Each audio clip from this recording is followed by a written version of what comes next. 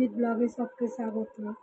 যে 5-6 দিন ধরে আমি ভিডিও করতে পারছি না, আমার এত শরীর খারাপ, পা ফুলে গেছে। পা ফুলে দেখুন কী অবস্থা হয়েছে আমার পায়ের অবস্থা, যে পা ফুলে গেছে, এত সুগার বেড়ে গেছে, কিছু করতে পারছি না। এই ডাক্তারখানা গেছিলাম, রক্ত রিপোর্ট করলাম, আবার ওই রিপোর্ট নিয়ে কালকে যাব দেখাতে।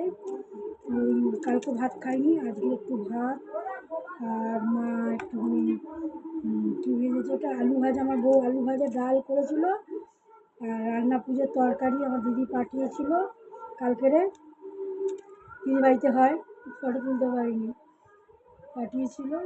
তো ওইটা মা শুকনো করেছে, আর এই যে মাংসের তরকারি এই বাটিতে, আর মা করলো কী যেন থোর ভাজা, সুগারটা হাই হয়েছে না, একটু থোর ভাজা, ইচ্ছেটাই ভুলে গেছি দিতে।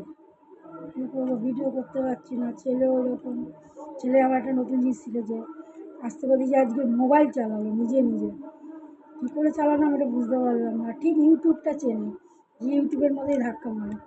আমার মায়ের ওখানে গেছে, আমি সবে এলাম ডাক্তারখানা দিয়ে, এসে খেতে বসেছি।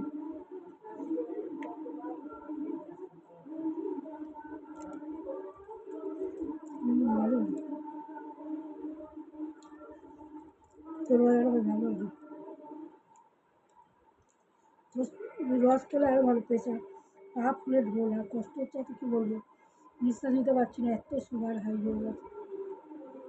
ওগুলো কদিন ভিডিও করতে পারি না, আর ভিডিও করলে কেউ লাইক শেয়ার করছে না, কমেন্ট করছেই না।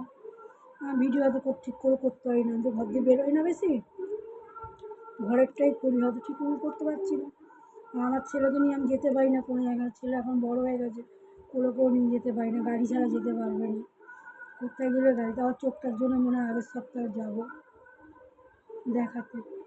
বাবা বলছে চোখটা ফের ফুলে ঢোল হয়ে গেছে, রোগড়ে রোগড়ে।